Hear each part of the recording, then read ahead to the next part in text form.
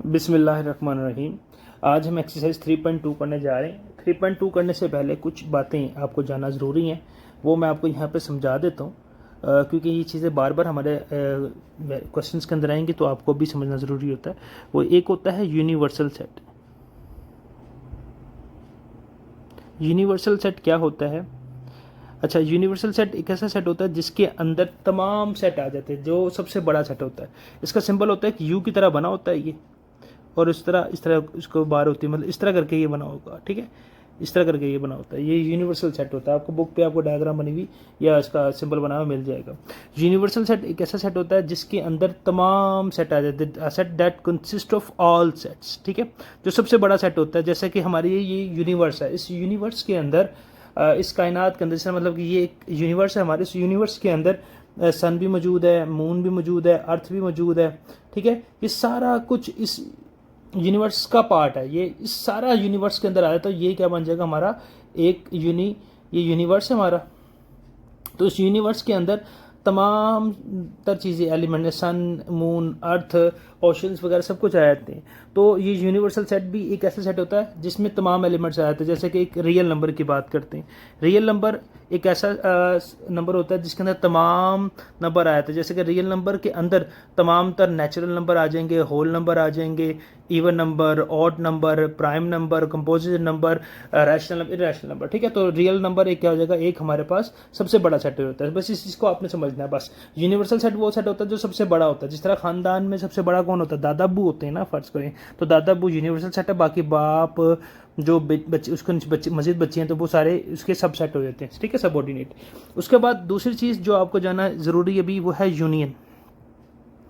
Union का मतलब क्या होता है? यूनियन, इसका सिंबल भी यू की तरह होता है, लेकिन यूनिवर्सल सेट और यूनियन में फ़र्क होता है। यूनिवर्सल सेट का इस तरह बार डल के इस तरह करके थोड़ा डार्क सा होता है ये, मतलब कि ये इस तरह करके सिंबल होता है। यूनियन का जस्ट क्या होता है, सिंपल यू की तरह का होता है, लेकिन थोड़ा चौड़ा होता है और बारीक सा होता है। यूनियन का मतलब होता है जब भी दो सेट के दरमियान यूनियन का सिंबल आ जाए, जब भी दो सेट के दरमियान यूनियन का सिंबल आ जाए, इट मीन्स आप उसको ज्वाइंटली लिख देंगे, आप इसको मिलाकर लिख देना, मतलब हमने इसको मिलाकर लिख देना है, ज्वाइंटली लिख देना। यानी कि इसमें जैसे कि सेट ए है, इसमें हमारे पास एक एलिमेंट आ रहा है 1, 2 और 3, ठीक है। और इसी तरीके से दूसरा सेट बी है हमारे पास, इसमें आ रहा है हमारे पास 2, 3, 4 और 5, ठीक है।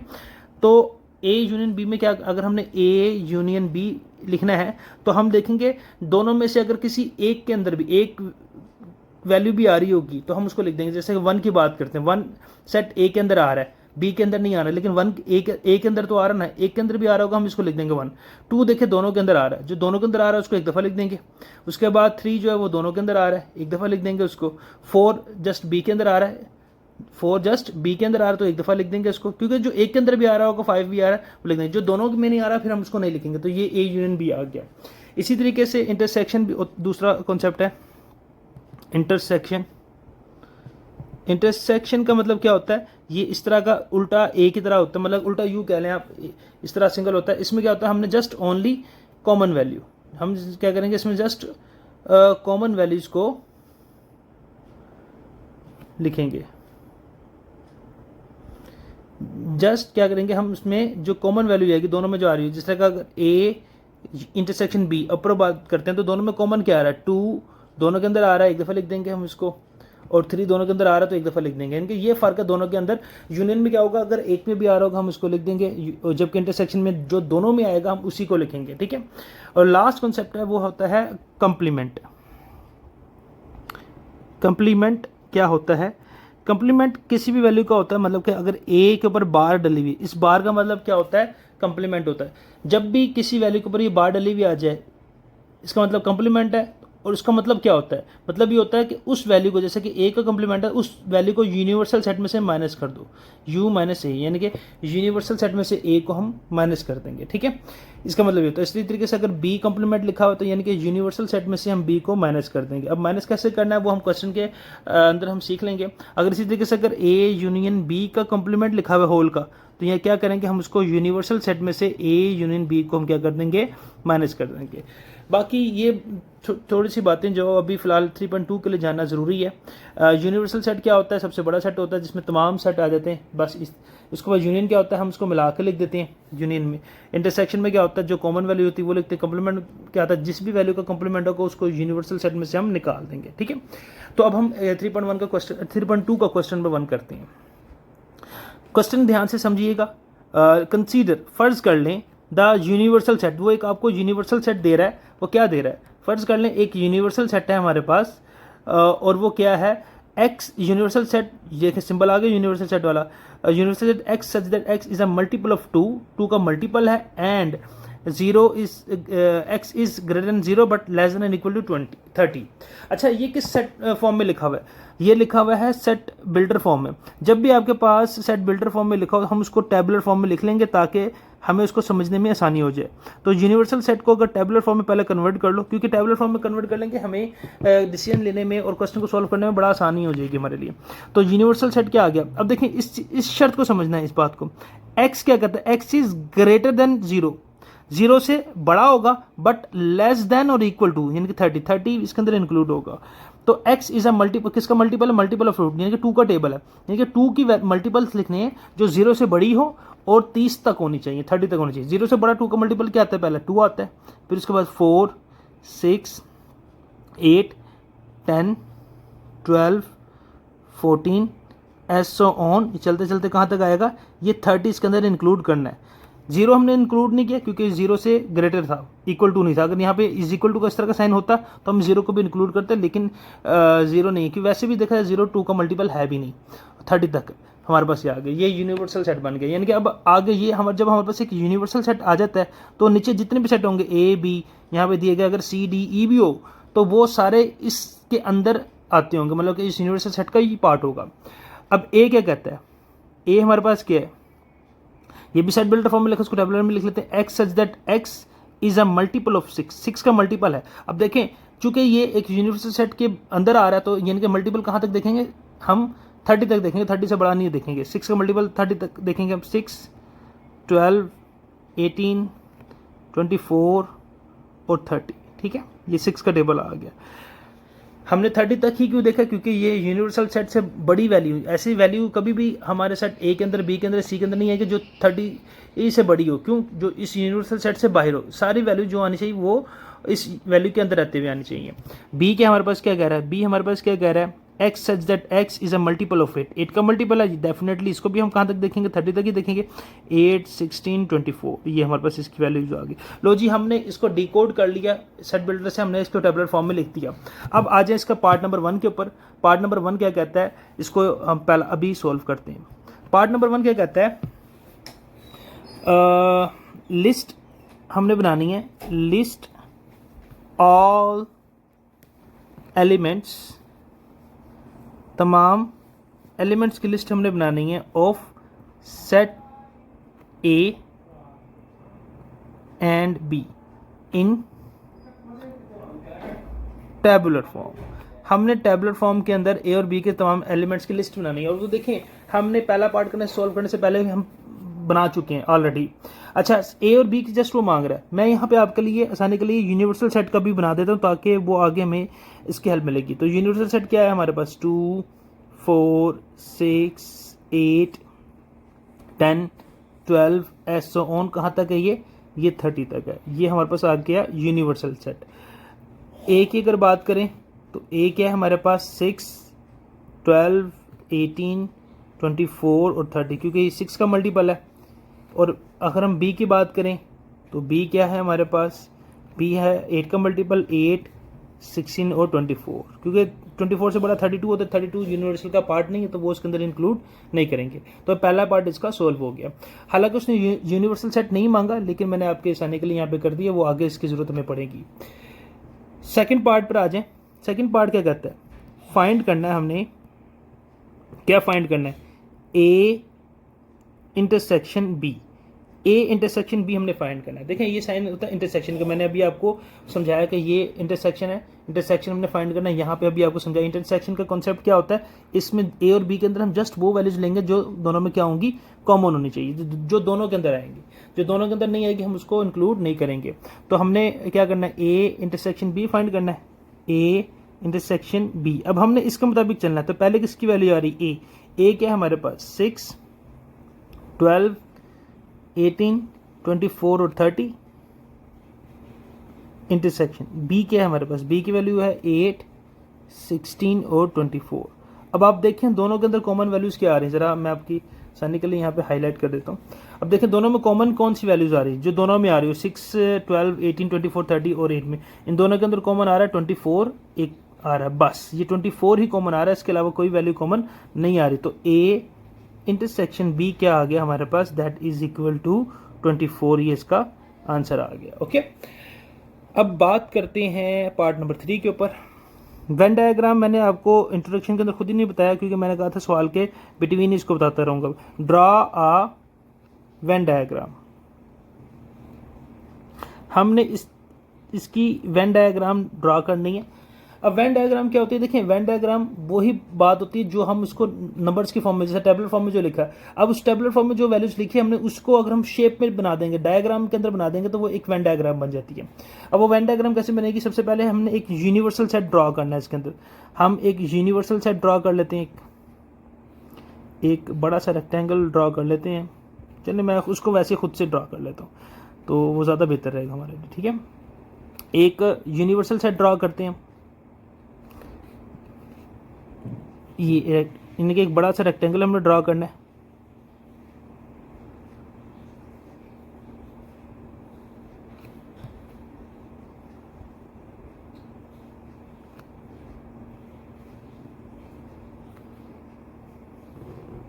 बल्कि इसको थोड़ा सा ना बड़ा कर लेता हूँ।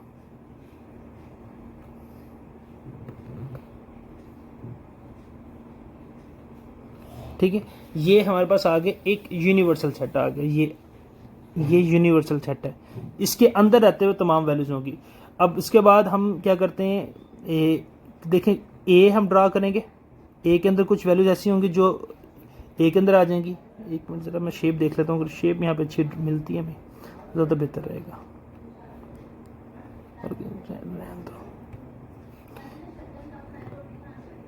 ये आ गया ए और ये आ गया बी, ये है ए और ये है बी। अब क्या मतलब, ये मैंने क्या ड्रा किया मैं आपको समझाता हूँ। देखें यूनिवर्सल सेट पे आ जाए जरा। सबसे पहले यूनिवर्सल सेट है हमारे पास 2, 4, 6, 8, 10, 12 एस सो ऑन, ठीक है। अब ये सारी वैल्यूज हम इसके अंदर ही रहते हुए आएंगी। अब ए बी हमने भी बनाया, ए क्या है हमारे पास 6, 12, 18, 24 रही है, और बी क्या है हमारे पास 8, 16। अब इन दोनों के अंदर कॉमन क्या आ रहा था, देखिए हमने देखा ए और बी के अंदर कॉमन वैल्यूज क्या आ रही है 24, यानी कि ये यहाँ पे हमने 24 लिख देना है। 24 एक ऐसी वैल्यू है जो ए और बी दोनों के अंदर आ रही है, ठीक है। उसके बाद जस्ट ए में क्या बच रहा है, 24 यहाँ पे कॉमन लेने के बाद ए के अंदर क्या बच रहा है 6, 12, 18 और 30। 6, 12, 18 और 30 ये ए के अंदर बच रहा है, और बी के अंदर क्या बच रहा है, यहाँ पे बच रहा है 8 और 16, 8 और 16 ये बच रहा है। अच्छा, ये सारी वैल्यूज किसके अंदर आ रही है, यूनिवर्सल सेट के अंदर आ रही है। अब यूनिवर्सल सेट क्या था 2 से 30 तक, अब काउंटिंग स्टार्ट पढ़ना शुरू करते हैं, 2 से 30 तक जाना है, और जो वैल्यूज इन ए बी और दोनों के कॉमन में नहीं आ रही होंगी हम उसको बाहर लिख देंगे। अब 2 देखें, 2 दोनों में से कहीं नहीं आ रहा, 2 बाहर आ गया। 4 दोनों में नहीं आ रहा, 6 आ गया, 6 हमारे पास ये ए के अंदर आ गया, देखें ये 6 आ गया। 6 के बाद देखें 8, 8 बी के अंदर आ गया। 8 के बाद 10, 10 दोनों में नहीं आ रहा, बाहर आ जाएगा। 10 के बाद 12, 12 ए के अंदर आ गया। 12 के बाद देखें 14, 14 बाहर आ जाएगा। फिर 16 बाहर आ जाएगा।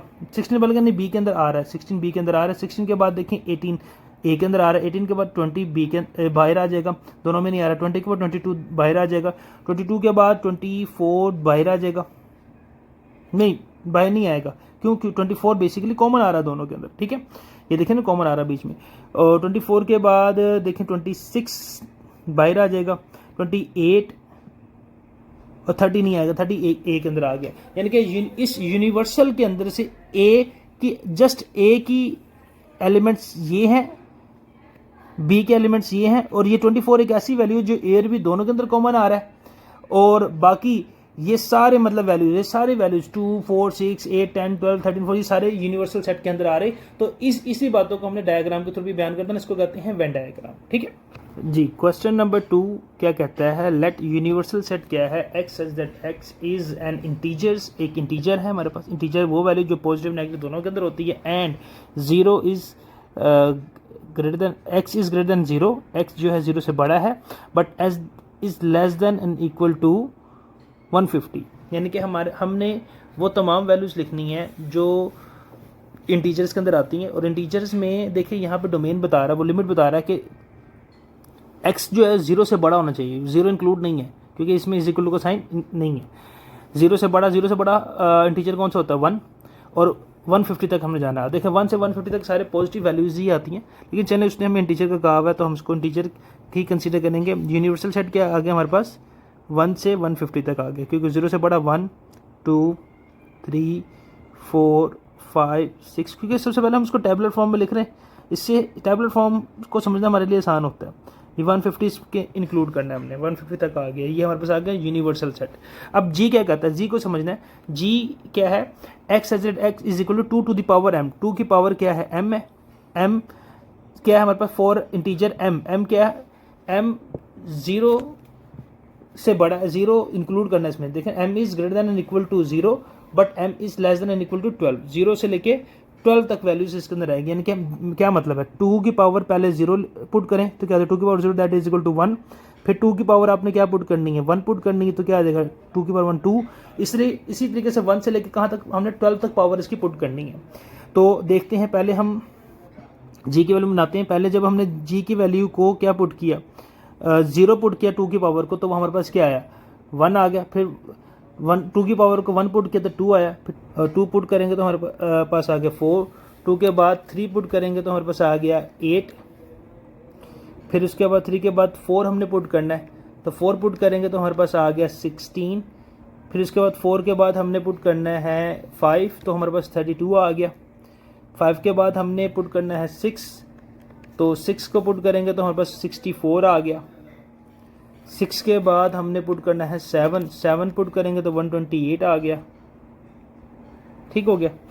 और 7 के बाद अगर 8 पुट करेंगे तो हमारे पास 256 आ जाएगा। लेकिन देखें 8 आ नहीं सकता क्योंकि यूनिवर्सल सेट 150 तक है, तो यह जहाँ तक मेरा ख्याल है बुक में नहीं, ये 12 गलत लिखा हुआ है, ये बुक में 7 तक होना चाहिए मैक्सिमम, ठीक है। और यहीं तक इसको करेंगे होल्ड। इसकी रीज़न ये है क्योंकि यूनिवर्सल सेट में मैक्सिमम वैल्यू 150 तक है, जब यूनिवर्सल सेट में जो मैक्सिमम वैल्यू होती है उससे बड़ी वैल्यू कभी भी जी की या एज की नहीं आएगी, तो ये यहाँ पे 7 ही होना चाहिए, ठीक है। आप इसको कंफर्म कर लीजिएगा, ये 7 ही होगा यहाँ पे, ठीक है। यहाँ पे जहाँ 12 लिखा हुआ है तो ये 7 होगा, तो ये जी आ गया। जी के बाद अब आगे नेक्स्ट एच देखें, एच क्या है, एच इज स्क्वेयर है, तो स्क्वेयर स्टार्ट करते हैं। स्क्वेयर 1 का स्क्वेयर 1 होता है, 2 का स्क्वेयर 4 होता है, 3 का स्क्वेयर 9 होता है, 4 का स्क्वेयर 16 होता है, 5 का स्क्वेयर 25 होता है, 6 का स्क्वेयर 36 होता है, 7 का स्क्वेयर 49 होता है, 8 का स्क्वेयर 64 होता है, 8 के बाद 9 का स्क्वेयर 81 होता है, 10 का स्क्वेयर 100 होता है, 11 का स्क्वेयर 121 होता है और 12 का स्क्वेयर 144 होता है। अब 13 का लेंगे 169 चूँकि बड़ा हो जाएगा 150 से, तो वो वहाँ तक इंक्लूड नहीं करना। तो ये बस समझने वाली बात है। इसमें यूनिवर्सल सेट हमने जी और एच निकाल लिया। अब आ जाएं इसके पहले पार्ट के ऊपर। पहला पार्ट क्या कहता है, पहला पार्ट कहता है list all the elements of set G and H in tabular form, list all the elements of sets G and H in tabular form। तो हमने ऊपर वैसे रफ वर्क में कर तो रही है, लेकिन चले लिख लेते हैं। मैं यहाँ पे यूनिवर्सल सेट भी लिख देता हूँ, हालांकि उसने डिमांड नहीं है, मैं फिर भी लिख रहा हूँ ताकि वो आगे हमारे क्वेश्चन में मदद करेंगे। 1 2 3 4 5 6 इसी तरीके से मूव करते करते ये 150 तक आएगा, ठीक है। यूनिवर्सल के बाद अगला आता है जी। जी हमने क्या निकाला है, जी देखिए निकाला हमारे पास है 1 2 4 8 16 32 64 128, ठीक है। देखिए 128 तक ही होगा, इससे बड़ा तो हमारे पास 256 हो जाता है। वो 12 तक नहीं होगा, जहाँ तक मेरे ख्याल है ये 100% 7 ही तक ही आएगा। उसके बाद एज पे देख लेते हैं हम। एज हमारे पास क्या है, एज आ गया 1, 4, 9, 16, ये सारे स्क्वेयर्स हैं, नेचुरल नंबर के चल रहे हैं स्क्वेयर्स, और हमने 150 तक जो स्क्वेयर बनते हैं हमने वो वैल्यू लिखे। अब यहाँ पे हम डैश डैश इसलिए नहीं लगा रहे क्योंकि कोई पैटर्न नहीं है ना, मतलब पैटर्न तो है लेकिन ये वैल्यूज लिमिट है, फाइनाइट है, इसलिए 144 आ गया। ओके, तो ये पहला पार्ट इसका सॉल्व हुआ। सेकंड पार्ट पे आ जाएं। सेकंड पार्ट क्या कहता है, सेकंड पार्ट कहता है आपने फाइंड करना है जी यूनियन एज, इनकी जी और एज का यूनियन निकालना है। जो दोनों में आ रहे होंगी वैल्यू वो भी लिखनी है, जो एक में आ रही होगी वैल्यू वो भी लिखनी है हमने, ठीक है। तो G union H is equal to, पहले जी की वैल्यू को लिख लेते हैं हम। जी की वैल्यू क्या है, 1, 2, 4, 8, 16, 32, 64 और 128। ओके, यूनियन एज, एज की वैल्यू को भी लिख लेते हैं। एज की वैल्यू क्या है हमारे पास, 1, 4, 9, 16, 25, 36, 49, 64। अब देखें अगर आपका पेज यहाँ पे एंड हो रहा है, मतलब लेट से मैं तो आगे लिखता रहूँ तो आप उसको नीचे भी करके लिख सकते हो, कोई फ़र्क नहीं पड़ता। 81, 100, 121 और 144, ठीक है। तो ये आ गया। अब दोनों को मिला के लिख देंगे, तो जी यूनियन एज, जी यूनियन एज का मतलब ये होता है जो दोनों में से एक में भी वैल्यू आ रही है हम लिख देंगे। 1 देखें, 1 दोनों के अंदर आ रही है, 1 इसमें भी आ रहा है, जी में भी और एज में भी, तो एक दफ़ा लिख देंगे। 2 जस्ट जी के अंदर आ रहा है, एज के अंदर नहीं आ रहा, तो इसमें लिख देंगे। 4 दोनों में आ रहा है तो एक दफ़ा लिख देंगे। 4 के बाद 5 दोनों में नहीं आ रहा, जो दोनों में नहीं आ रहा वो नहीं लिखना। 5 के बाद 6 दोनों में नहीं आ रहा, 7 भी दोनों में नहीं आ रहा, 8 जस्ट इसके अंदर आ रहा है जी के अंदर, तो लिख देंगे। 8 के बाद 9 इसमें आ रहा है। 10 लिखना आपने क्रोनोलॉजिकल है, छोटे से बड़ा, ठीक है। 9 के बाद 10, 11, 12, 13, 14, 15, 16 आ रहा है। 16 के बाद 25 आ रहा है। 25 के बाद 32 आ रहा है, ये रहा 32 के बाद 36 है। 36 के बाद 49 है। उसके बाद 64 दोनों के अंदर आ रहा है। फिर 64 के बाद 81 है। फिर 100 है। 100 के बाद 121 है। 121 के बाद 128 है। फिर इसके बाद 144। ये वो वैल्यूज है जो दोनों के अंदर आ रही हैं या दोनों में से किसी एक वैल्यू के अंदर भी आ रही है। ये आ गया जी यूनियन एच। इसी का ही थर्ड पार्ट है। थर्ड पार्ट में कहता है फाइंड जी इंटरसेक्शन एच। इंटरसेक्शन में क्या करेंगे, हम वो वैल्यूज लिखेंगे जो दोनों में आ रही होंगे, जी इंटरसेक्शन एच। तो देख लेते हैं ऊपर दोनों में कॉमन क्या आ रहा है। देखें अगर हम डेवलप करें 4 और 4 ये दोनों में आ रहा है तो एक दफ़ा लिख देंगे। 4 के बाद 8, 16 दोनों में आ रहा है, एक दफ़ा लिख देंगे। 16 के बाद और कौन सी वैल्यू, 64 दोनों के अंदर आ रही है, एक दफ़ा लिख देंगे। 64 के बाद और कोई वैल्यू है नहीं, कोई भी वैल्यू नहीं है, तो ये इसका क्या आ जाएगा, जी इंटरसेक्शन एच आ गया। क्वेश्चन 3 है consider this sets. In sets को कंसीडर करना है हमने। अब वही बात है कि ये सेट बिल्डर में लिखे हैं, पहले इनको डिकोड कर लेते हैं हम इनटू द टैबलेट फॉर्म, फिर हम इनके क्वेश्चंस के जो भी पार्ट हैं उनको हम इजीली सॉल्व कर सकते हैं। पी कहता है P x such that x is a prime number. Prime number वो नंबर जो अपने अलावा किसी और टेबल पर डिवाइड नहीं होते, और उनकी रेंज क्या कहता है, एक्स इज़ ग्रेटर दैन 0, जो 0 से बड़े प्राइम नंबर होने चाहिए लेकिन लेस देन और इक्वल टू 20 तक, यानी कि 20 तक देखेंगे जो भी प्राइम नंबर है 0 से बड़ा वो हम लिखेंगे। सबसे बड़ा आता है पहला प्राइम नंबर 2, 0 से बड़ा। 2 के बाद 3 भी प्राइम नंबर है, 5 प्राइम नंबर है, 7 प्राइम नंबर है, 11 प्राइम नंबर है, 13 प्राइम नंबर है, 17 है और 19। 20 इसमें इंक्लूड नहीं करेंगे, हालांकि उसने इक्वल डाला है, क्यों, क्योंकि 20 प्राइम नंबर ही नहीं है। क्यू की बात करते हैं। क्यू क्या कहता है, Q x such that X is a divisor. Divisor किसका, 210, 210 जिस टेबल पर डिवाइड होता है हमने वो लिखना है। जबकि रेंज क्या दे रहा है वो x इज ग्रेटर देन 0, 0 से बड़ा होना चाहिए, और हमने कहाँ तक देना है, लेस देन और इक्वल टू 20 तक होना चाहिए। मतलब कि हम 20 तक देखेंगे जोन जोन से वैल्यू पे डिवाइड हो रहा है। जो 0 से बड़ा सबसे पहला नंबर कौन सा होता है, 1 होता है, 1 पे डिवाइड होता है। फिर 210 को आप डिवाइड करें 2 के ऊपर, कैलकुलेटर आप अपने पास रख लीजिएगा, 210 डिवाइड बाई 2 करें जी, डेफिनेटली बिल्कुल होता है। तो 2 पे भी डिवाइड होता है, 2 के बाद अब 3 पे करने के लिए डिवाइड बाई 3 करें जी, 3 पर भी होता है। 3 के बाद आप 4 पे करके देखें, 4 पे नहीं होता। 4 के बाद 5 पे देखें, 5 पे एग्जैक्टली डिवाइड होता है। 5 के बाद 6 पे देखना है हमने, क्या ये डिवाइड होता है, 6 पे डिवाइड होता है। 6 के बाद 7 पे देखना है, 7 पे क्या ये डिवाइड होता है जी, 7 पे भी ये डिवाइड होता है। 7 के बाद 8 पे देखना है हमने, क्या ये 8 पे डिवाइड होता है, क्या ये 8 पे डिवाइड होता है जी, नहीं 8 पे डिवाइड नहीं होता। 9 पे डिवाइड होता है, नहीं 9 पे डिवाइड नहीं होता। 9 के बाद 10 पे डिवाइड होता है जी, 10 पे डिवाइड होता है ये। 10 के बाद 11 पे देखना है हमने, 11 पे क्या डिवाइड होता है जी, नहीं 11 पे डिवाइड नहीं होता। 11 के बाद 12 पे डिवाइड होता है, नहीं 12 पे डिवाइड नहीं होता। 13 पे भी देखेंगे, एक एक करके हम सारे देखते रहेंगे। 14 पे भी डिवाइड होता है, ये 14 पे डिवाइड होता है। 14 के बाद 15 पे होता है जी, बिल्कुल 15 पे भी होता है।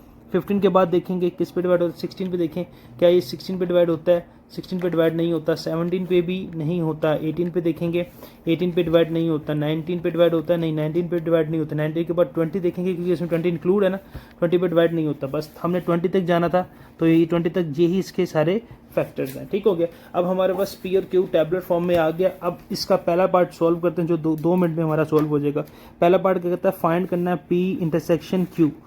पी इंटरसेक्शन क्यू निकालना है, तो P की वैल्यूज़ लिखेंगे। P की वैल्यू क्या है हमारे पास, 2, 3, 5, 7, 11, 13, 17 और 19। ठीक है। और इंटरसेक्शन Q निकालना है। Q की वैल्यू क्या है हमारे पास, Q हमारे पास है 1, 2, 3, 6, सॉरी 5 भी है, 6, 7, 10, 14 और 15। ठीक है। तो अब हमने इंटरसेक्शन दोनों में जो कॉमन वैल्यूज आ रही है हमने वो लिख देना है, P intersection Q that is equal, देखें दोनों में कॉमन क्या आ रहा है, 2 दोनों के अंदर कॉमन आ रहा है, 3 भी दोनों के अंदर कॉमन आ रहा है, 5 भी कॉमन आ रहा है, इसके बाद 7 भी दोनों के अंदर कॉमन आ रहा है, 7 के बाद और कोई वैल्यू कॉमन नहीं है। तो 2, 3, 5, 7 ये इसका क्या आ जाएगा, पी इंटरसेक्शन क्यू आ जाएगा। इसी तरीके से इसका सेकेंड पार्ट है पी यूनियन क्यों निकालना है। यूनियन का मतलब दोनों को मिला कर लिख देना होता है। अब देखें सबसे पहले स्टार्ट करें 1 से, क्योंकि यहाँ पे 1 इसके अंदर आ रहा है तो 1 लिख देंगे। 2 दोनों के अंदर आ रहा है, एक दफ़ा लिख देंगे। 3 भी लिख देंगे। 4 दोनों में नहीं आ रहा, नहीं लिखेंगे। 5 लिखेंगे। 6 हमारे पास क्यू के अंदर आ रहा है तो लिख देंगे एक दफ़ा। 7 दोनों में आ रहा है, एक दफ़ा लिख देंगे। 8 दोनों में नहीं आ रहा, 9 दोनों में नहीं आ रहा, 10 आ रहा है इसमें, 11 फिर 12 दोनों में नहीं आ रहा, 13 आ रहा है इसमें, 13 के बाद 14, 14 के बाद 15, 15 के बाद 16 दोनों में नहीं आ रहा, 17 और 19 आ जाएगा। ठीक है। तो ये हमारे पास क्या आ गया, पार्ट नंबर 2 उसका कंप्लीट हुआ, जो कि बहुत आसान है। अब आ जाए इसके क्वेश्चन नंबर 4 की जानिब। क्वेश्चन नंबर 4 करने से पहले आपको ये जो कम्यूटेटिव प्रॉपर्टी होती है ऑफ यूनियन क्या होती है और इंटरसेक्शन क्या होती है, मैं आपको समझा देता हूँ। देखें, जो कम्यूटेटिव प्रॉपर्टी होती है यूनियन के लिए, कम्यूटेटिव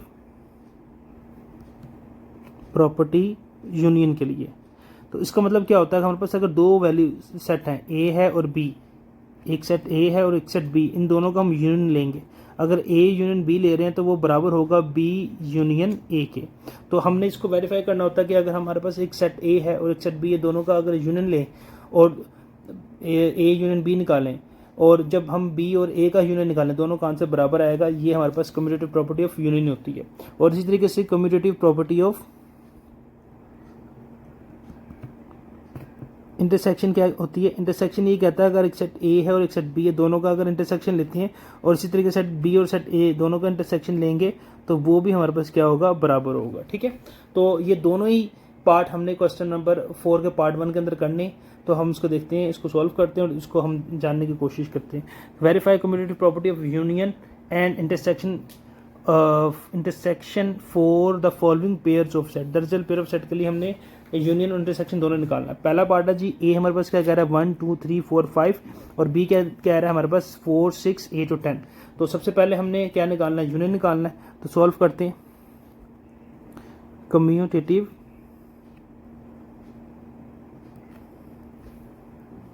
प्रॉपर्टी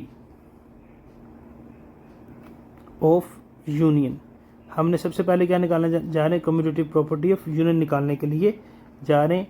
अब कम्यूटेटिव प्रॉपर्टी ऑफ यूनियन क्या कहती है कि अब सेट की नेम क्या है हमारे पास, ए और बी, हमने ए यूनियन बी ये बराबर होना चाहिए बी यूनियन ए के, ठीक है। तो इसको सॉल्व कर लेते हैं। पहले हम लेफ्ट हैंड साइड को सॉल्व करते हैं। लेफ्ट हैंड साइड में क्या आ रहा है, A union B is equal to, A की वैल्यू क्या है हमारे पास 1 2 3 4 5, यूनियन बी की वैल्यू क्या है हमारे पास 4 6 8 और 10। तो अब हम निकाल लेते हैं ए यूनियन बी, यूनियन में मिला के लिख देना होता है। तो 1 2 3 4 5, उसके बाद 6 8 और 10, ये हमारे पास क्या आ गया लेफ्ट हैंड साइड। इसी तरीके से इसकी राइट हैंड साइड सॉल्व करेंगे तो बी यूनियन ए निकालेंगे। तो बी की वैल्यू क्या है हमारे पास 4 6 8 और 10, यूनियन ए की वैल्यू क्या है 1 2 3 4 और 5। तो बी इंटरसेक्शन ए आ जाएगा, बी लेकिन लिखना हमने क्रोनोलॉजिकल होता है, सबसे छोटी असेंडिंग ऑर्डर कह लें आप आसान कि असेंडिंग ऑर्डर में लिखा तो 1 2 3 4 5, उसके बाद 6 8 और 10। तो अब आप देखें कि इसकी जो लेफ्ट हैंड साइड है और जो राइट हैंड साइड है दोनों का आंसर बराबर है, तो हैंस वेरीफाई। ये वेरीफाई होता है कि हमारी जो लेफ्ट हैंड साइड है और जो राइट हैंड साइड है दोनों के आंसर बराबर है। ये कम्यूटेटिव प्रॉपर्टी ऑफ यूनियन हो गया। इसी तरीके से हम इसका निकालेंगे, सेकंड पार्ट पे आ जाएंगे, कम्यूटेटिव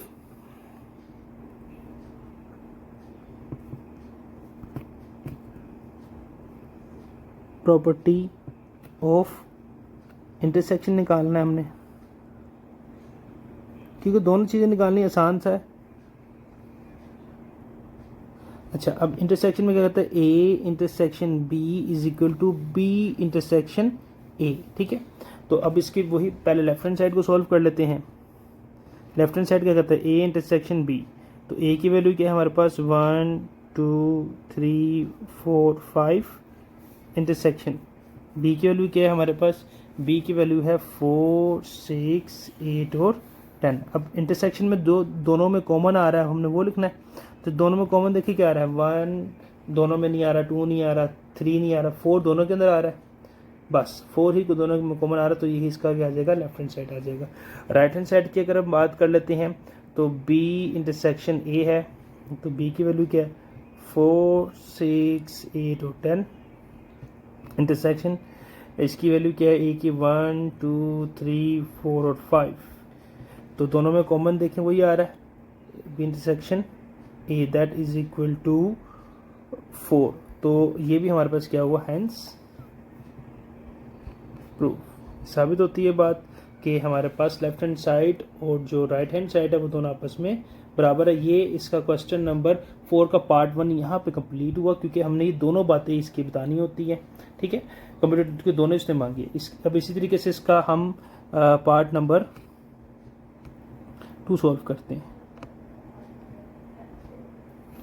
अब पार्ट नंबर 2 पे आ जाए। पार्ट नंबर 2 क्या कहता है, एन और जी। देखें एन और जी को समझें क्या होता है, मैं यहाँ पे पहले समझा दूँ, फिर हमें इसको प्रॉपर्टीज को समझना हमारे लिए आसान हो। एन नेचुरल नंबर होते हैं जो कि 1 से स्टार्ट होते हैं, 1 2 3 4 5 एस ऑन, ठीक है। जबकि जी क्या होता है, इंटीजर्स होता है। इंटीजर में 0 से स्टार्ट हो, 0 + -1 फिर +-2 एस ऑन चलते रहते हैं। यानी कि नेचुरल नंबर में जस्ट प्लस वैल्यूज होती हैं और 1 से स्टार्ट होती हैं, इंटीजर में 0 से स्टार्ट होती हैं और प्लस दोनों में होती है। बस ये फ़र्क पता होना चाहिए आपको। अब इसका पार्ट करते हैं। पहला कम्यूटेटिव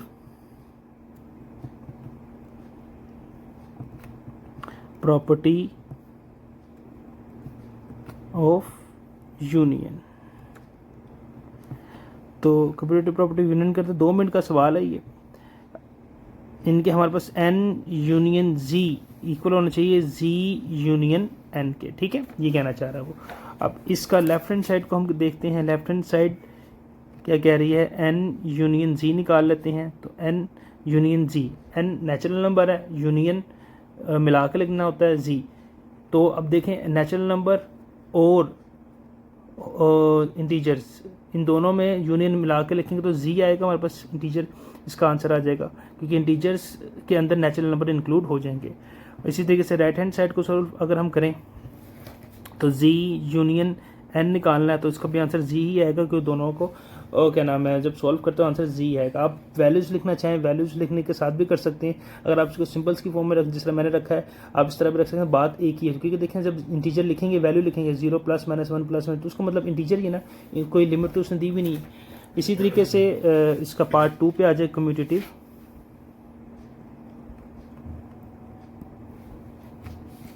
प्रॉपर्टी ऑफ इंटरसेक्शन।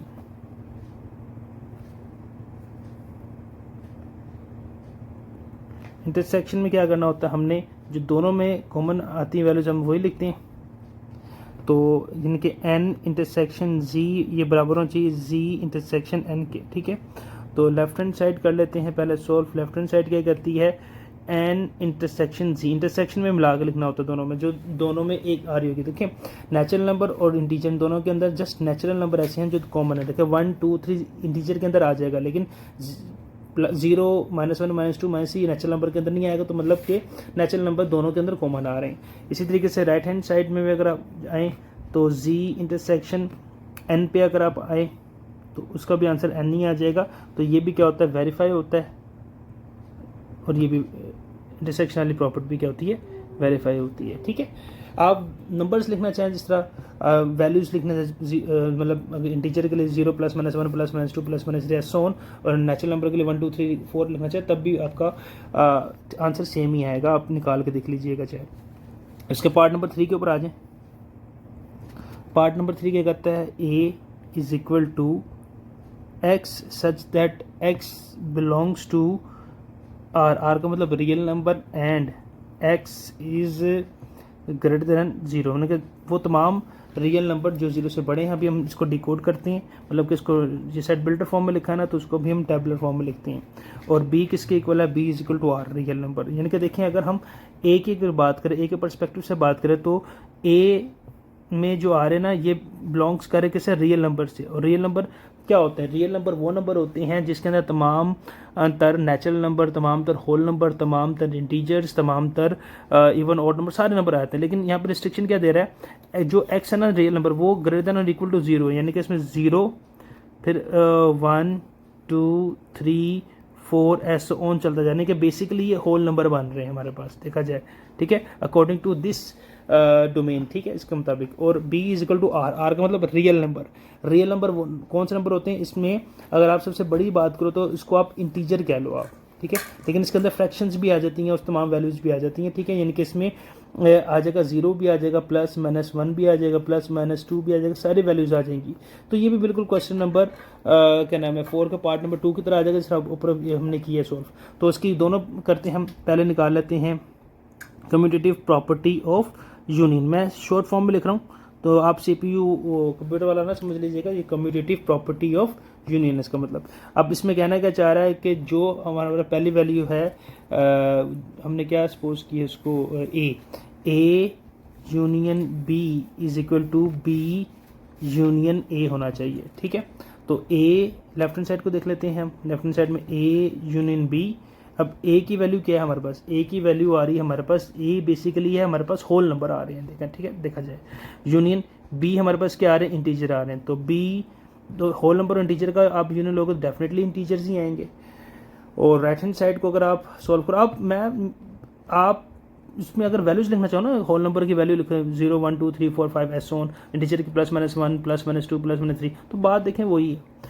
और राइट हैंड साइड पे क्या हमारे पास b यूनियन a निकालना है, तो b की वैल्यू क्या है इंटीजर, और यूनियन a हमारे पास होल नंबर है, तो उसका भी आंसर क्या आ जाएगा हमारे पास z ही आ जाएगा। इसी तरीके से अगर हम इसी के ही साथ में इंटरसेक्शन वाले भी कर ले, कम्यूटेटिव प्रॉपर्टी ऑफ इंटरसेक्शन, तो a intersection b = b intersection a होना चाहिए। तो लेफ्ट हैंड साइड पे आप आ जाएं, लेफ्ट हैंड साइड पे हमारे पास आ रहा है a इंटरसेक्शन b। तो a की वैल्यू क्या है हमारे पास, a हमारे पास होल नंबर है, इंटीजर इंटरसेक्शन इंटीजर्स, तो इसमें होल नंबर आ जाएंगे। और राइट हैंड साइड पे हमारे पास आ जाएगा a b इंटरसेक्शन a, तो बी क्या है, जी इंटीजर्स इंटरसेक्शन ए क्या है, होल नंबर, तो that is equal to whole number इसका आ जाएगा। ठीक है, तो ये भी क्या हुआ, वेरीफाई हुआ।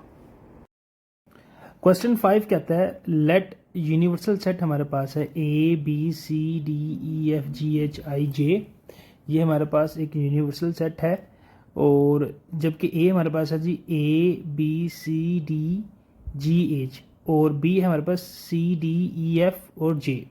ओके, तो अब हमने फाइंड क्या करना है, वेरीफाई करना है, साबित करना है हमने डी मॉर्गन्स लॉ। अभी डी मॉर्गन्स लॉ क्या है, अभी मैं बताता हूँ आपको। डी मॉर्गन्स लॉ को वेरीफाई करना है ऑफ दीज टू सेट्स, इन दो सेट्स का, and draw the Venn diagram, और हमने उसकी वेन डायग्राम भी ड्रॉ करनी है। तो पहले हम डी मॉर्गन्स लॉ को समझते हैं कि डी मॉर्गन्स लॉ क्या है। ये कोई मैथमेटिशियन था, साइंटिस्ट था, इसने एक लॉ बना दिया था। तो वो लॉ क्या है, उसके बारे में मैं आपको बताता हूँ। डी मॉर्गन्स लॉ के पॉइंट ऑफ व्यू से ये क्वेश्चन इंपॉर्टेंट है, पेपर में अक्सर आ जाता है। इसने दो लॉज बताए। इसने क्या कहा कि ए यूनियन बी का जो कॉम्प्लीमेंट होता है, होल का कॉम्प्लीमेंट, ये बराबर होता है A complement intersection B complement. यानी कि जब आप ए यूनियन बी का होल का कॉम्प्लीमेंट लेते हो और जब ए कॉम्प्लीमेंट और बी कॉम्प्लीमेंट का इंटरसेक्शन लेते हो तो वो दोनों के आंसर्स बराबर आते हैं। इसी तरीके से दूसरा इसने लॉ बताया कि ए इंटरसेक्शन बी का होल का कॉम्प्लीमेंट जब आप लेते हो तो वो A complement union B complement के बराबर आता है। यानी कि समझने वाली बात है, जब आप ए यूनियन बी यूनियन के साथ होल का कॉम्प्लीमेंट ले रहे हो तो A complement intersection B complement के बराबर है वो।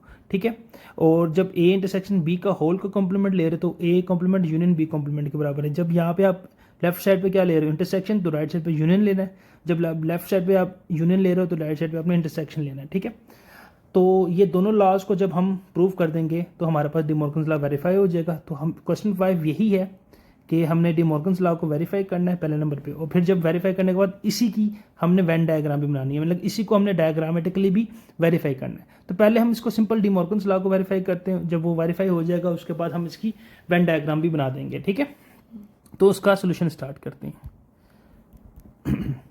अब इसमें सबसे पहले हम लेफ्ट हैंड साइड को लेके चलते हैं। पहले हम कौन सा वाला लॉ लेके चलते हैं, पहले हम ले लेते हैं ए, पहला लॉ ए यूनियन बी का कॉम्प्लीमेंट ले लेते हैं, is equal to A complement intersection B complement. पहले हमने इसको वेरीफाई करना है, तो इसमें लेफ्ट हैंड साइड को हम पहले सॉल्व कर लेते हैं। लेफ्ट हैंड साइड क्या, ए यूनियन बी का होल का कॉम्प्लीमेंट। अब ए यूनियन बी का होल का कॉम्प्लीमेंट हमने लेना है, लेकिन हमारे पास ए यूनियन बी की वैल्यू अवेलेबल नहीं है हमारे पास। तो ए और बी अवेलेबल है और यूनिवर्सल सेट अवेलेबल है। तो पहले हमें ए यूनियन बी को फाइंड करना है। तो ए की वैल्यू क्या है हमारे पास, ए की वैल्यू है A B C D G और एच, यूनियन बी की वैल्यू हमारे पास क्या है, सी डी ई एफ और जे। तो अब हम क्या निकालेंगे, ए यूनियन बी निकाल लेते हैं। यूनियन में सबको मिला के लिख देते हैं, तो ए बी सी डी, ई आगे आ रहा है, एफ जी एच और जे। ठीक है, तो ये हमारे पास क्या आ गया, ए यूनियन बी आ गया, लेकिन हमें ए यूनियन बी का कॉम्प्लीमेंट चाहिए। अब हम निकाल लेते हैं ए यूनियन बी का complement, that is equal to universal set में से हम ए यूनियन बी को एक्सट्रैक्ट कर देते हैं, माइनस कर देते हैं।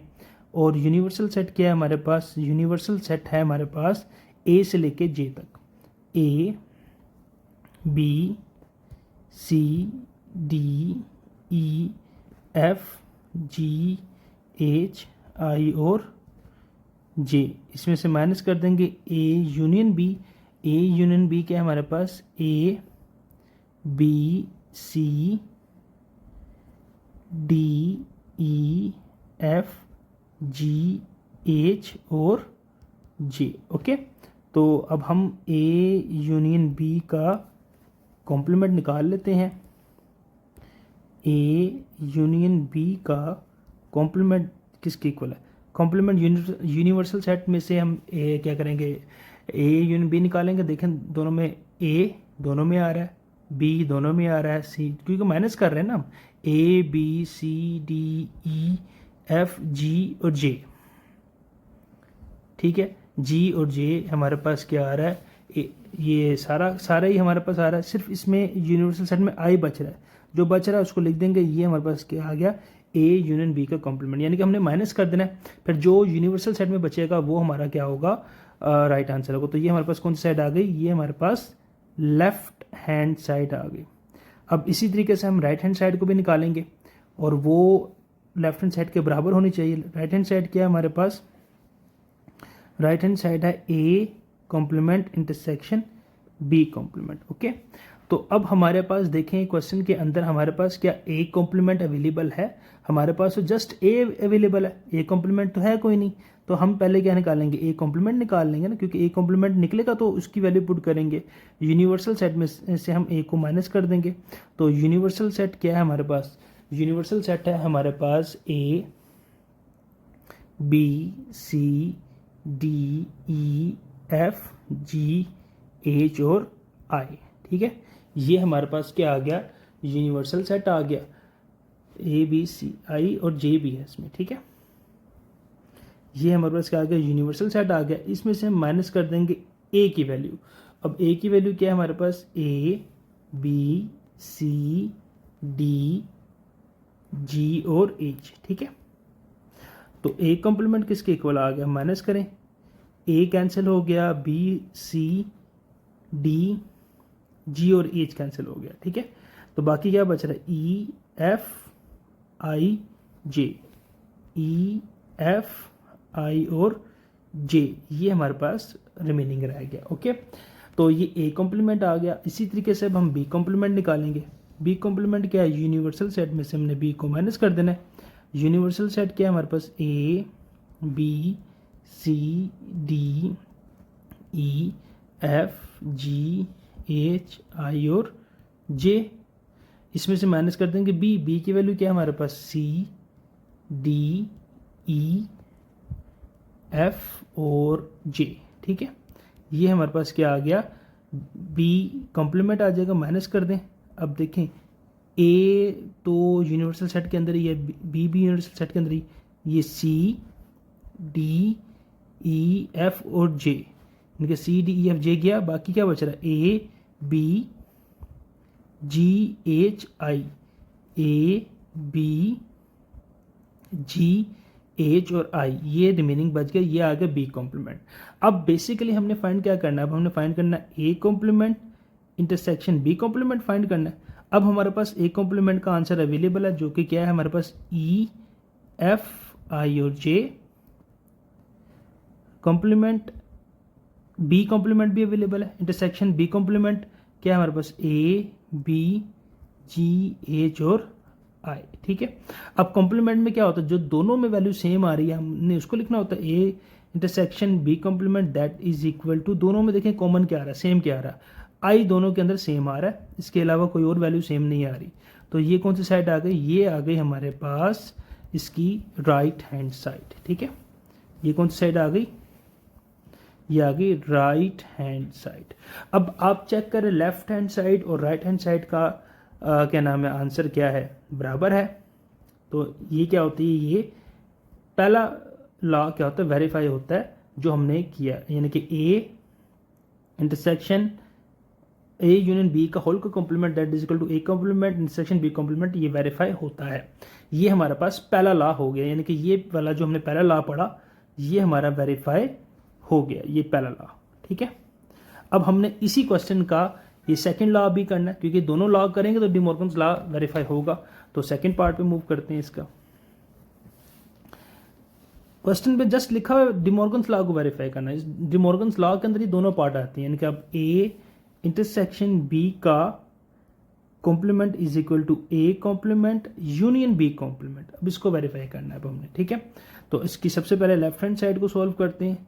लेफ्ट हैंड साइड क्या है हमारे पास, ए इंटरसेक्शन बी का होल का कॉम्प्लीमेंट। ओके, तो अब उसी तरीके से वही प्रोसीजर है सारा कुछ। तो पहले हम क्या करेंगे, पहले हमें ए इंटरसेक्शन बी को फाइंड करना है, क्योंकि ये आएगा तो हम क्या करेंगे, होल का कॉम्प्लीमेंट निकालेंगे। तो ए की वैल्यू क्या है हमारे पास, A B C D G और एच इंटरसेक्शन बी, बी क्या है हमारे पास, सी डी, ई, एफ और जे। ओके, अब हमने निकालना ए इंटरसेक्शन बी का। बी हमारे पास आगे दोनों में देखिए कॉमन क्या आ रहा है, ए तो जस्ट ए में आ रहा है, बी भी ए में आ रहा है, सी भी ए में आ रहा है, डी भी, बल्कि सी और डी ये दो वैल्यूज इन दोनों में सेम आ रही, बाकी और कोई वैल्यू सेम नहीं आ रही। तो सी और डी ये क्या आ गया, इन दोनों का ए और बी का इंटरसेक्शन आ गया। ओके, अब इसके बाद हमने क्या फाइंड करना है, हमने बेसिकली निकालना है ए इंटरसेक्शन बी का होल का कॉम्प्लीमेंट निकालना है। तो यूनिवर्सल सेट में से हम माइनस कर देंगे ए इंटरसेक्शन बी। ओके, तो अब यूनिवर्सल सेट क्या है हमारे पास, यूनिवर्सल सेट है हमारे पास A B C D E F G H I और जे, ये आ गया हमारे पास यूनिवर्सल सेट। इसमें से माइनस कर देंगे ए इंटरसेक्शन बी जो कि क्या है सी और डी। अब सी और डी माइनस जब करेंगे, सी और डी माइनस हो गया तो बाकी क्या बच रहा है यूनिवर्सल सेट के अंदर, ए बच रहा है, बी सी तो माइनस हो गया, ई एफ जी एच आई और जे। तो ये आ गया ए इंटरसेक्शन बी का होल का कॉम्प्लीमेंट, और इसको हम नाम दे देते हैं लेफ्ट हैंड साइड, और ये लेफ्ट हैंड साइड का ही आंसर आया हमारे पास। ठीक है, अब इसकी कौन सी साइड करनी है, राइट हैंड साइड करनी है। राइट हैंड साइड क्या है हमारे पास, A complement union B complement. Okay, अब देखा जाए पार्ट 1 के अंदर हमने ए कॉम्प्लीमेंट और बी कॉम्प्लीमेंट निकाला हुआ है, तो हम ए कॉम्प्लीमेंट और बी कॉम्प्लीमेंट की वैल्यू वहीं से ही ले लेते हैं ताकि हम इसको थोड़ा सा ना अर्ली कर लें, A complement union B complement, क्योंकि हमने पार्ट 1 पार्ट 2 साथ करा, इसलिए दोबारा ए कॉम्प्लीमेंट निकालेंगे तो वही आंसर आएगा, बी कॉम्प्लीमेंट का भी वही आएगा, ऊपर पार्ट 1 के अंदर हमने किया हुआ है। तो ए कॉम्प्लीमेंट का आंसर क्या है, देखें ए कॉम्प्लीमेंट हमने ये निकाला हुआ और बी कॉम्प्लीमेंट ये निकाला। ए कॉम्प्लीमेंट का आंसर है E F I J, A complement का आंसर है ई एफ आई और जे, ये आ गया ए कॉम्प्लीमेंट का आंसर यूनियन। बी कॉम्प्लीमेंट का निकाल लेते हैं, बी कॉम्प्लीमेंट का आया आंसर हमारे पास A B G H I,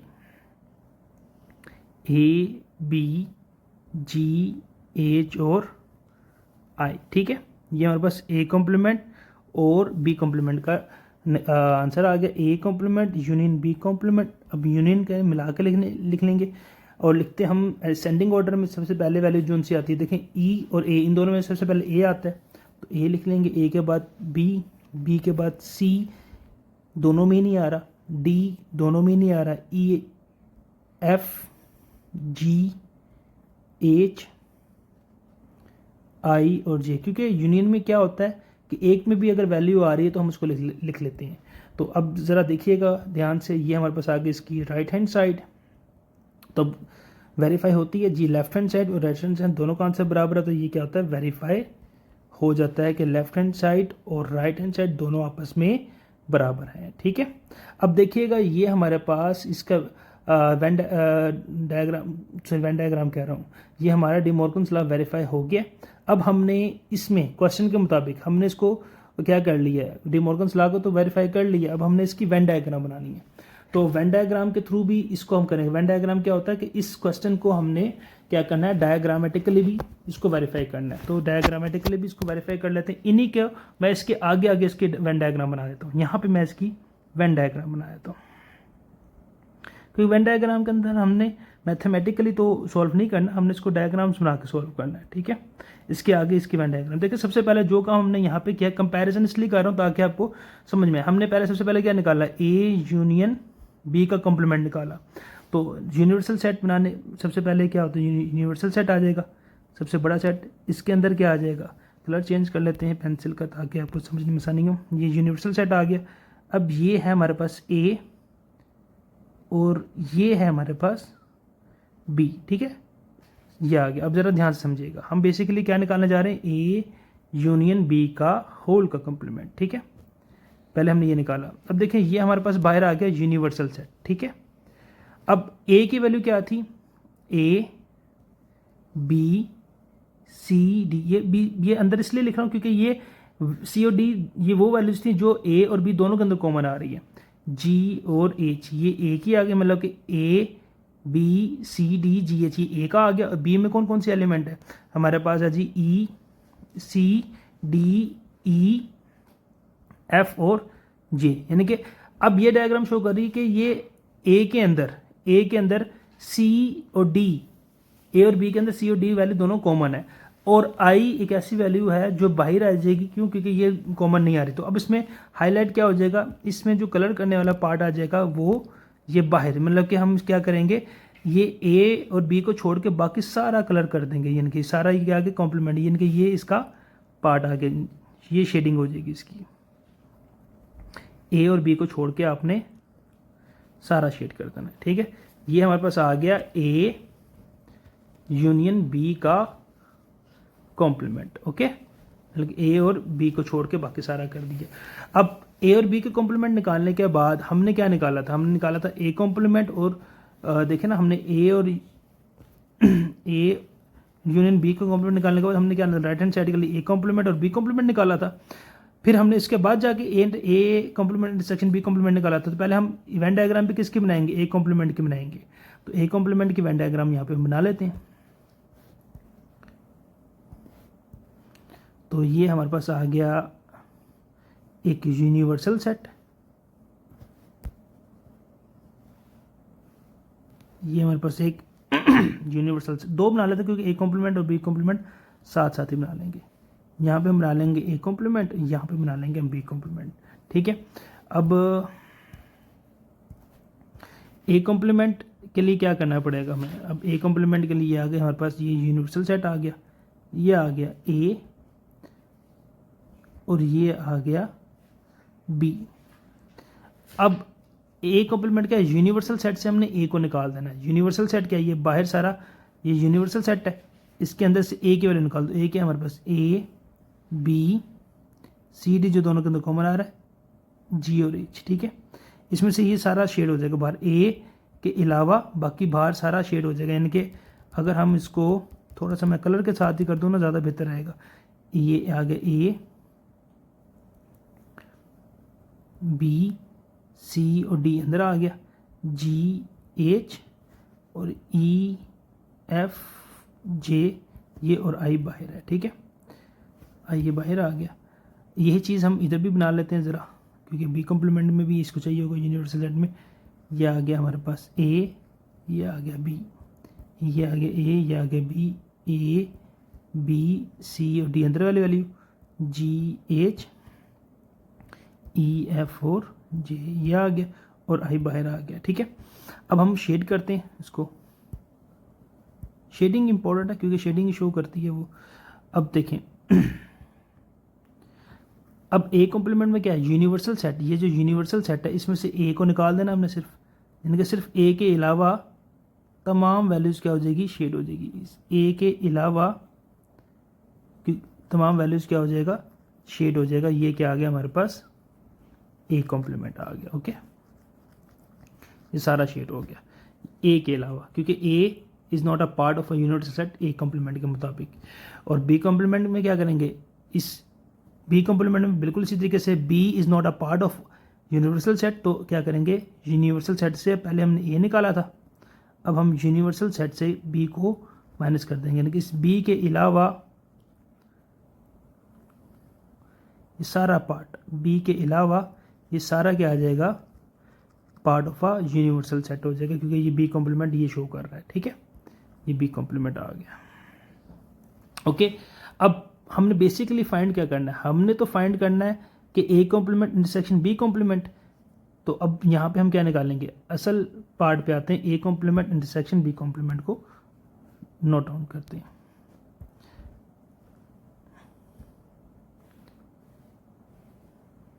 okay, क्योंकि हमारा ये वेरीफाई करने के बाद हमारा पहला पार्ट हो जाएगा। तो एक ये यूनिवर्सल सेट आ गया,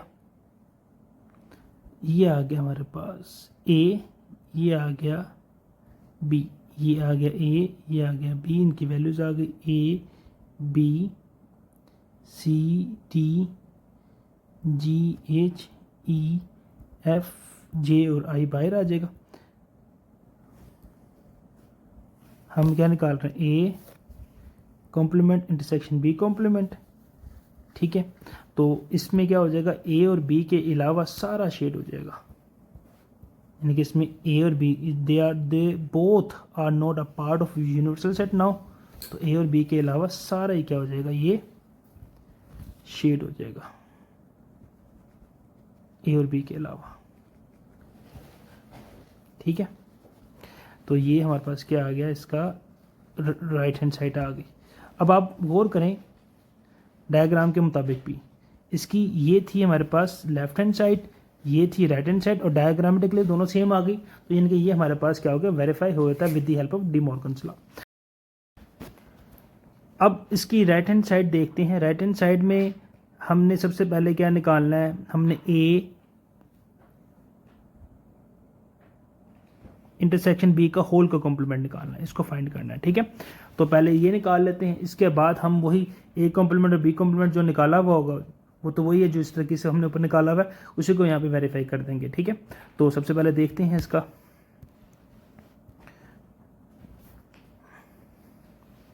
ये आ गया हमारे पास यूनिवर्सल सेट, ओके।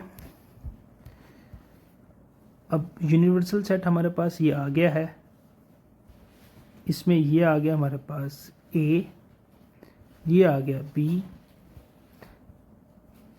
ए बी सी डी जी और एच ये आ गया, और ई एफ और जे ये आ गया, आई इसका बाहर चला गया, ठीक है। क्योंकि अब हम क्या निकाल रहे हैं, ए इंटरसेक्शन बी का होल का कॉम्प्लीमेंट निकाल रहे हैं।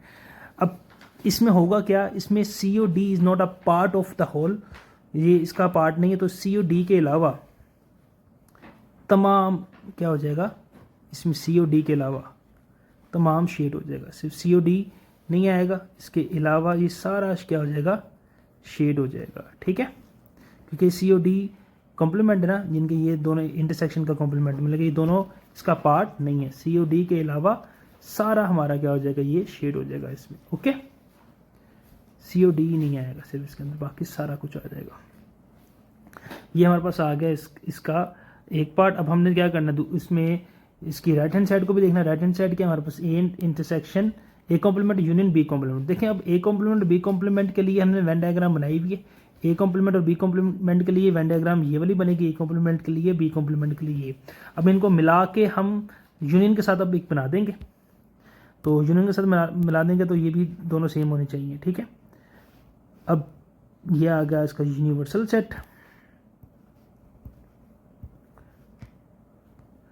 ये आ गया, अल्लाह को भला करे, ये आ गया हमारे पास एक यूनिवर्सल सेट। अब ये आ गया हमारे पास ए,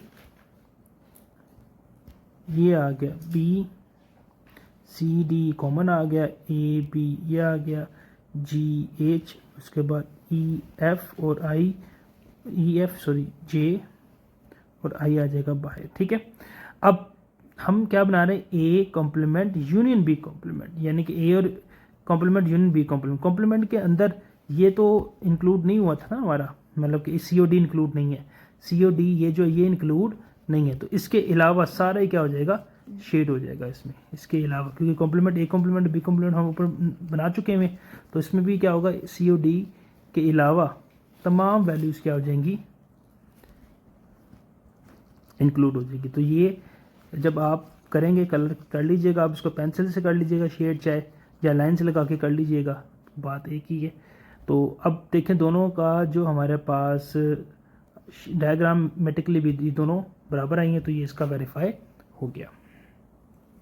इसी के साथ इसको क्वेश्चन पर अब 6 करते हैं। क्वेश्चन 6 क्या कहता है, ये लॉन्ग क्वेश्चन के पर्सपेक्टिव से इंपॉर्टेंट था, जरा इसको अच्छी तरीके से देख लीजिएगा। क्वेश्चन 6 क्या कहता है, जरा देखते हैं। क्वेश्चन 6 कहता है हमारे पास यूनिवर्सल सेट है 1 से लेके 20 तक, नेचुरल नंबर है 1 2 3 से लेके 20 तक। ए हमारे पास आ गया, हमारे पास 1 3 5, यानी कि तमाम हमारे पास ऑड नंबर आ गए 19 तक, और बस यूनिवर्सल ए। तो क्या वेरीफाई क्या करना है हमने, वेरीफाई करने हमने द फॉलोइंग। पहला पार्ट है जी, ए यूनियन ए का complement that is equal to universal set. हमने वेरीफाई करना है कि ए यूनियन ए का जो कॉम्प्लीमेंट है वो किसके इक्वल है, यूनिवर्सल सेट के इक्वल है। यकीनन इसकी लेफ्ट हैंड साइड को ही लेके चलेंगे, हम लेफ्ट हैंड साइड को सॉल्व करेंगे। अगर वो यूनिवर्सल सेट के बराबर आ गया इट मीन्स हमारा वेरीफाई हो गया। अब ए यूनियन ए का कॉम्प्लीमेंट, हमारे पास ए तो अवेलेबल है लेकिन ए का कॉम्प्लीमेंट अवेलेबल नहीं है, तो लेफ्ट हैंड साइड सॉल्व करने से पहले हमें अगर देखें ना, अगर हम इसको एक दफ़ा लिख लेते हैं ए यूनियन ए का complement, left hand side solve करने से पहले हमें ए का कॉम्प्लीमेंट चाहिए, तो ए का कॉम्प्लीमेंट पहले निकालना पड़ेगा, यानी कि यूनिवर्सल सेट में से हमने ए को माइनस कर देना है। यूनिवर्सल सेट क्या है हमारे पास, 1 2 3 4 5 तमाम नेचुरल नंबर 20 तक, माइनस ए को उसमें से माइनस कर देंगे। ए क्या है हमारे पास ऑड नंबर है 19 तक, तो जब हम माइनस करेंगे यूनिवर्सल सेट में से हम ए को निकाल देंगे, तो ए यूनिवर्सल सेट के अंदर तमाम नंबर आ रहे हैं नेचुरल नंबर इवन और ऑड 20 तक, जबकि ए के अंदर जस्ट ऑड नंबर आ रहे हैं, तो जस्ट कौन से नंबर बच जाएंगे, इवन नंबर बनाए जाएंगे हमारे पास 2 4 6 8 से लेके 20 तक। ठीक है, ये ए का कॉम्प्लीमेंट आ गया। अब हमने क्या निकालना, अब हमने निकालना ए यूनियन ए का कॉम्प्लीमेंट। तो ए क्या है हमारे पास, ए है हमारे पास इवन नंबर और ऑड नंबर 1 3 5 7 9 से लेके 19 तक। यूनियन ए का कॉम्प्लीमेंट क्या है हमारे पास, 2 4 6 से लेके 20 तक तमाम हमारे पास इवन नंबर, इन दोनों को मिला के लिख देंगे ए यूनियन ए का कॉम्प्लीमेंट। तो ए क्या है हमारे पास, और यूनियन में तो एक दफ़ा एक में भी आर को लिख देंगे मिला के, तो 1 2 3 4 इवन और ऑड नंबर को मिलाओगे तो जाहिर सी बात है नेचुरल नंबर बन जाएंगे 20 तक। तो और क्या ये एक यूनिवर्सल सेट बन रहा है, जी बिल्कुल यूनिवर्सल सेट बन रहा है। तो ये क्या होता है, हैंस प्रूफ कि जब आप ए यूनियन ए का कॉम्प्लीमेंट निकाल दो that is equal to A union A का complement that is equal to universal set. ठीक है, इसी का ये पार्ट 2 पे आ जाए। पार्ट 2 क्या करता है, A intersection universal set that is equal to A. तो डेफिनेटली इसकी लेफ्ट हैंड साइड को ही सॉल्व करेंगे। ए और यूनिवर्सल सेट दोनों अवेलेबल है, तो निकाल लेते हैं ए इंटरसेक्शन यूनिवर्सल सेट। तो ए क्या है हमारे पास, ए है हमारे पास ऑड नंबर 1 3 5 7 से लेके 19 तक। इंटरसेक्शन यूनिवर्सल सेट क्या है हमारे पास, यूनिवर्सल सेट में हमारे पास नेचुरल नंबर है 20 तक, 3 4 5 से लेके 20 तक। तो इन दोनों को अब हम क्या करते हैं, इंटरसेक्शन में जो दोनों में कॉमन आ रहा है, दोनों में कॉमन आ रहा है, कौन से नंबर आ रहा है, ऑड नंबर ही कॉमन आ रहे हैं, क्योंकि यूनिवर्सल सेट में तो सारे हैं, लेकिन दोनों यूनिवर्सल सेट के अंदर तो इवन और ऑड दोनों ही है, और एक के अंदर जस्ट हमारे पास ऑड नंबर है, तो इवन और ऑड में से जस्ट कौन से ऑड नंबर कॉमन आ जाएंगे, तो बाकी हमारे पास ये बचा 19 तक आ गया। और देखा जाए ये भी वेरीफाई होता है